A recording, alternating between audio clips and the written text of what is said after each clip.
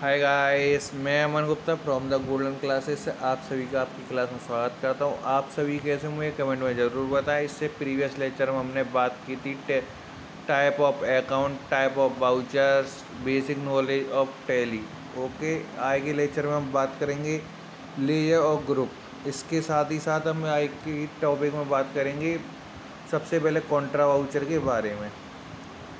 सबसे पहले हमारा लेजर क्या होता है। लेजर को हम बही खाता बोलते हैं हिंदी के अंदर, इंग्लिश में हम लेजर बोलते हैं बही खाता को।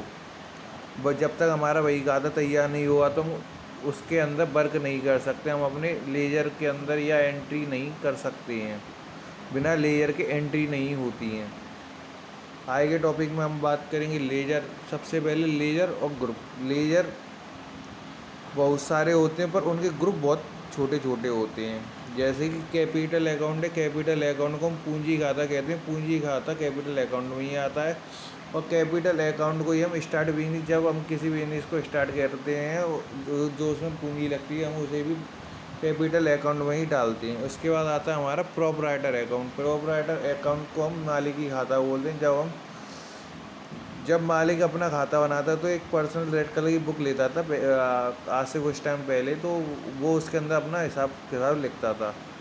वो भी हमारा किस में आता है, कैपिटल अकाउंट में आता है। इसके बाद 3rd नंबर पे आता है आपका पार्टनर अकाउंट। पार्टनर अकाउंट में जब पार्टनर अकाउंट भी आपका कैपिटल अकाउंट में आता है। पार्टनर अकाउंट उस अकाउंट को बोलते हैं जिसके अंदर एक से ज़्यादा पर्सन वर्क करते हैं। जैसे अगर आप और आपके दोस्त हैं तो अगर फ़ायदा होगा तो आप दोनों को होगा, और घाटा होगा तो आप दोनों को ही होगा। इसके बाद आता है ड्राइंग अकाउंट। ड्राइंग अकाउंट का यूज़ करते हैं पर्सनल यूज़ के लिए। ड्राइंग को हम बोलते हैं पर्सनल यूज़ के लिए। जो भी हमने खर्चा किया होता है हम उसे हम कैपिटल अकाउंट में डालते हैं। इसके बाद है 2nd नंबर पर goods purchase account. Goods purchase account का मतलब होता है अच्छी खरीदी। अगर आप जो भी सामान खरीदते हो या परचेज करते हो आप उसको परचेज अकाउंट में ही डालोगे। गुड्स परचेज रिटर्न का मतलब होता है आपने कोई सामान खरीदा, आपका कोई वो सामान ख़राब निकल गया तो आप उसको क्या कर दोगे, रिटर्न कर दोगे।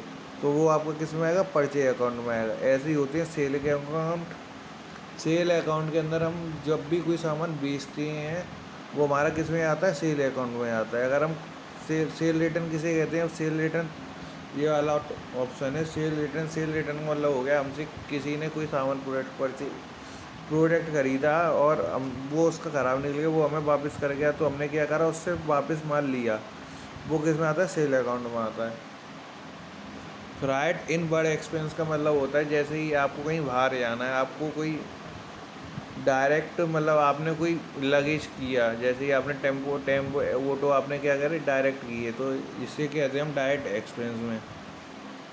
कैरिंग इन बर्ड एक्सपेंस, जैसे ही आप बाजार गए, आप गए तो 2 पहिए वाहन से और आपको वहाँ पे आपने 4 पहिए वाहन का सामान खरीद लिया, तो आप क्या करोगे वहाँ पे एक डायरेक्ट ऑटो करोगे या टेम्पो करोगे, आप उसको पैसा भी क्या देते हो, डायरेक्ट देते हो, तो वो किस में आता है, डायरेक्ट एक्सपेंस में। लेबर चार्ज क्या होती है, जब आपके घर पे जो लेबर काम करने आती है तो आप उसको पैसे कैसे देते हो, डायरेक्ट ही तो देते हो, तो वो किस में आएगा, डायरेक्ट एक्सपेंस में आएगा। उसके बाद ऑप्शन आता है आपका बेजेस अकाउंट। बेजेस अकाउंट का मतलब होता है जब आपको वेतन मिलता है, सैलरी मिलती है, वो क्या मिलती है, आपको डायरेक्ट मिलती है। आपका आप अगर आप एम्प्लॉई हो तो आपका मैनेजर आपको डायरेक्ट पेमेंट देगा। ओके, इसके बाद आता है ऑक्टोरी ड्यूटी अकाउंट। ऑक्टोरी ड्यूटी अकाउंट को हम हिंदी में सैनिकी खाता बोलते हैं। ये इस सरकार भी इनको डायरेक्ट पैसा देती है। इसके बीच में जिसके अंदर कोई भी इन्वॉल्व ना हो वो डायरेक्ट एक्सपेंस होगा, ठीक है। अब जैसे फ्राइट आउटवर्ड एक्सपेंस अकाउंट है, 5th नंबर पे दिया है फ्राइट आउटवर्ड एक्सपेंस अकाउंट। ये इनडायरेक्ट एक्सपेंस होता है। जैसे कि अगर हम कहीं बाहर हमें घूमने जाना है तो हम किसी हब या ट्रेवल एजेंसी में फ़ोन करते हैं, वो हमें एक ड्राइवर प्रोवाइड कराते हैं और एंड बस भी प्रोवाइड कराते हैं। तो हम जो पैसा देते हैं पहले हम मालिक को देते हैं, मालिक अपने कर्मचारियों को पैसा देता है, उसे हम फ्राइट आउटवर्ड एक्सपेंस अकाउंट बोलते हैं। ये इनडायरेक्ट एक्सपेंस होता है। क्लीनिंग चार्ज भी इनडायरेक्ट एक्सपेंस है। कैरिंग आउट वर्ड एक्सपेंस ये भी इनडायरेक्ट एक्सपेंस है। टेलीफोन बिल एक्सपेंस ये भी इनडायरेक्ट एक्सपेंस है। यहाँ से लेके इस वाले टॉपिक तक सभी जितने भी हैं ये सब क्या है, आपके इनडायरेक्ट एक्सपेंस है। क्योंकि अगर आपके यहाँ पे कोई रिपेयरिंग करने भी आएगा वो भी किसी हब से ही आएगा। ठीक है, इसके बाद है आपका कंपनी अगर आपको क्रिएट करनी है, अगर कंपनी आपको क्रिएट करनी है तो आप कहाँ से करोगे, ऑल्ट F3 प्रेस करोगे। अगर सब कंपनी के अंदर हेल्प लेनी तो आप Ctrl+S दबाओगे। इसके बाद आता है आपका टॉपिक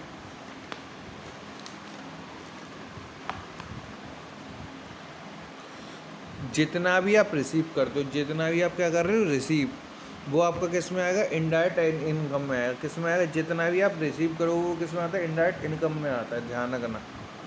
बैंक का अकाउंट आपका बैंक के अकाउंट में आता है। Goods loan receive party, loan receive party current liability में क्यों आती है, इसका एक रीज़न होता है। Loan receive party current liability में इस वजह से आती है क्योंकि इसमें एक से ज़्यादा पर्सन वर्क कर रहे होते हैं। जब आप लोन इशू कराने जाते हो तो आप सबसे पहले कहाँ जाते हो, बैंक में जाते हो। बैंक में जाओगे, पहले उनके एम्प्लॉय से बात करोगे, एम्प्लॉय आपको मैनेजर के पास भेजेगा।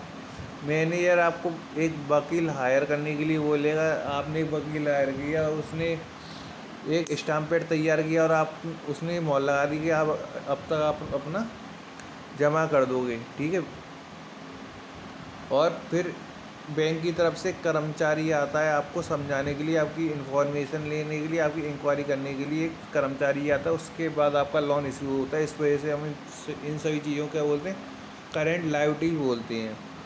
अब लोन पेड पार्टी क्या होती है, लोन पेड पार्टी या करंट असेट इस वजह से होती है क्योंकि जब आप लोन जमा करने जाओगे तो आप किसी एक बैंक में जाओगे, बैंक स्थिर होती है, इस वजह से हम उसे करंट असेट्स बोलते हैं। सस्पेंस अकाउंट, सस्पेंस अकाउंट होता है, इसका कोई खास यूज ही नहीं है। ठीक है, goods sales party sundry debtor में आता है। Goods purchase party sundry creditor में आता है। अगर आप कोई चीज़ सेल करोगे तो आपके पास इनकम आई तो क्या हो रही है, आपकी डेबिटर। ठीक है, अगर आपने कोई चीज़ परचेज की और आपकी जिम्मे से क्या है पैसा, तो सामने वाले ने क्या किया, उसको क्रेडिट, आपने क्या किया, उसको क्रेडिट किया है, तो ये क्या हो गया आपका सन्डी creditor. Building, telephone, mobile, machine, furniture, fan और इलेक्ट्रिसिटी फिलिंग, ये सब किस में आते हैं, आपके फिक्स एसेट्स, क्योंकि आप ये सब चीज़ क्या होती है, फिक्स होती है। इलेक्ट्रिसिटी फिलिंग भी फिक्स हो गई, बिल्डिंग है, टेलीफोन है, मोबाइल है, मशीन है, फर्नीचर, ये सब क्या होते हैं, फिक्स होते हैं। कैसे फिक्स होते हैं, अगर आप किसी कंपनी में वर्क करने जाओगे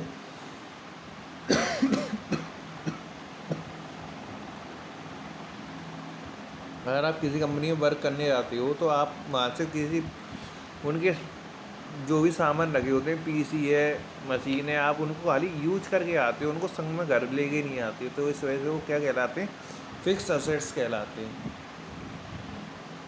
अब हम बात करेंगे टाइप ऑफ वाउचर। जैसे कि मैंने कल आपको बताया था, इन टैली 9 टाइप ऑफ वाउचर होते हैं। सबसे पहले नंबर पे आता है कॉन्ट्रा वाउचर, सेकंड नंबर पे आता है पेमेंट वाउचर, थर्ड नंबर पे आता है रिसीव वाउचर, फोर्थ नंबर पे आता है जनरल वाउचर, फिफ्थ नंबर पे आता है stock general voucher, six number पे आता है सेल वाउचर, सेवन नंबर पे आता है सेल रिटर्न, 8 नंबर पे आता है परचेज वाउचर और 9 नंबर पे आता है परचेज रिटर्न।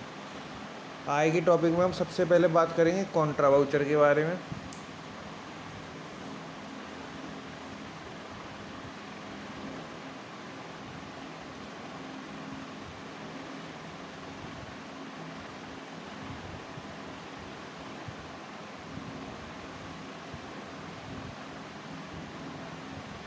अब कॉन्ट्रा वाउचर क्या होता है, इस वाउचर में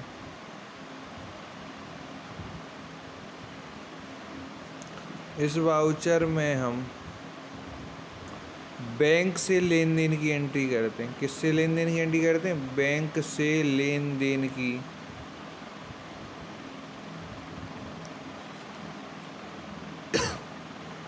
एंट्री करते हैं। ठीक है, अब इसका डेबिट क्या होता है, अगर वाउचर पढ़ रहे हैं तो सबसे पहले इनके आपको डेबिट और क्रेडिट के बारे में मालूम होना चाहिए। ये डेबिट में आता है रिसीवर और क्रेडिट में आता है गिवर। ठीक है, अब डेबिट में रिसीवर कैसे आएगा, डेबिट में रिसीवर इस वजह से आएगा क्योंकि मैंने आपको कल अकाउंट पढ़ाए थे, अकाउंट में सबसे पहले पर्सनल अकाउंट पढ़ाया था। पर्सनल अकाउंट में क्या बताया था मैंने आपको, अगर बैंक नेम, पर्सन नेम या कंपनी नेम आए तो कौन सा अकाउंट लागू हो जाएगा? Personal account. तो पर्सनल अकाउंट के मुताबिक अगर बैंक की हम एंट्री कर रहे हैं तो किस में जाएगी वो? पर्सनल में ही तो जाएगी। तो पर्सनल अकाउंट के हिसाब से इसके डेबिट और क्रेडिट क्या होनी चाहिए? डेबिट में कौन आएगा? रिसीवर। क्रेडिट में कौन आएगा? गिवर। अब जैसे कि हमें कोई एंट्री दे दी गई कि कैश डिपॉजिट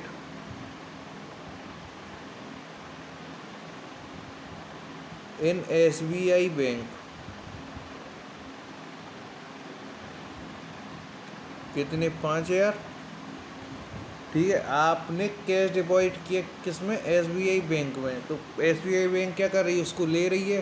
अगर ले रही है तो वो किस में आएगा? डेबिट में। और क्रेडिट में कौन जाएगा? कैश। कैसे जाएगा कि आपने कैश डिपॉजिट किया किसको? SBI बैंक को, और SBI बैंक क्या कर रही है? उसको ले रही है। तो जो चीज़ लेगी वो रिसीवर। कौन है वो? जो भी ले रहा है वो कौन है? रिसीवर। और जो दे रहा है वो कौन है? गिवर। तो लिखते कैसे अब इस एंट्री को? इस तरीके से लिखते, देखो, SBI bank account debit to cash. अगर हमें कैश और चेक लिखना हो तो हम किस से लिखेंगे? टू कैश से लिखेंगे। अब यहाँ पे हमने डाल दी, हमने 5,000 इस जगह पे, और 5,000 कहाँ पे आ गए? आपके इस जगह पे। आपको एक एंट्री खुद चढ़ानी हो, दूसरा अमाउंट अपने आप ऑटोमेटिक चढ़ के आ जाता है। अब जैसे हमें एक दूसरी एंट्री दे दी गई कि अब हमने क्या किया? कैश विड्रॉल किया। क्या किया? Cash withdrawal.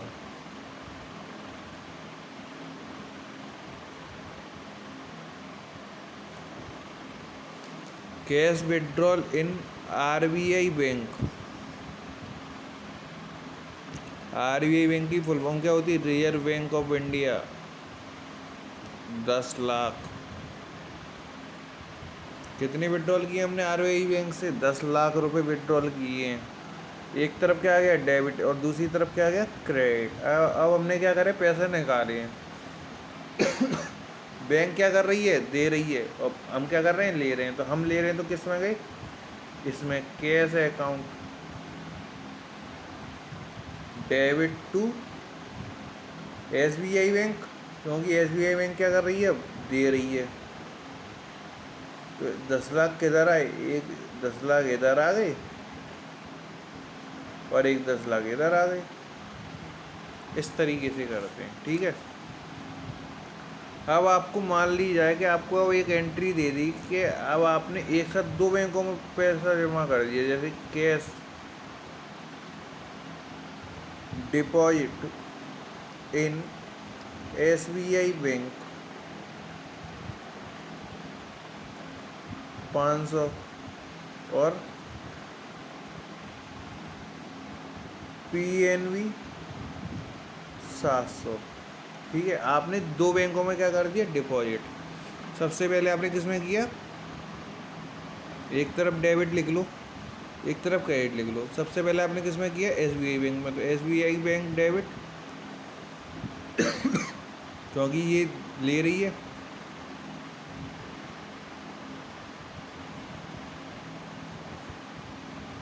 और दोबारा किस में किया आपने? PNB bank.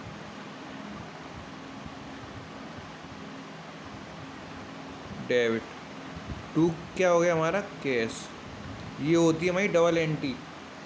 Double entry system होता है जहाँ पे एक से ज़्यादा अगर आपको बैंक दे दिए हैं तो आप क्या करोगे? सबसे पहले 2 बार डेबिट में लिखोगे, 1 बार क्रेडिट में लिखोगे। अगर आप जमा कर रहे हो तो आपने यहाँ पे 500 रुपये अमाउंट यहाँ पे लिख दिया, 700 रुपये आपने यहाँ पे लिख दिया, दोनों का टोटल हो गया। टोटल कैसे आपने कितना जमा किया? 1200 रुपये। इस तरीके से करते हैं एंट्री, डबल एंट्री। अगर आपको एक एंट्री इस तरीके से दे दिया है कि बैंक ट्रांसफ़र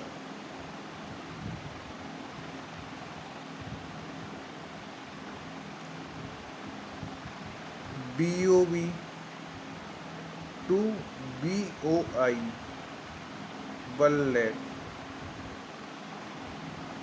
ठीक है, अब इसमें क्या हो गया? अब 2 बैंकों के नाम आ गए। तो अब इस एंट्री को हम कैसे करेंगे? इसमें कुछ भी हार्ड नहीं है, खाली आपको समझना है कि एंट्री क्या क्या रही है। आपने एक तरफ डेबिट लिख लिया और एक तरफ क्या लिख लिया? क्रेडिट। अब एक चीज़ बता, बैंक ट्रांसफ़र हो रहा है BOV टू BOI, BOB से किस में आ रहा है, BOI में आ रहा है। तो BOI बैंक क्या कर रही है, ले रही है। BOI bank account debit to BOB bank, क्योंकि BOB बैंक दे रही है। कितने दी है, इधर लिख लो इसका अमाउंट 1 लाख।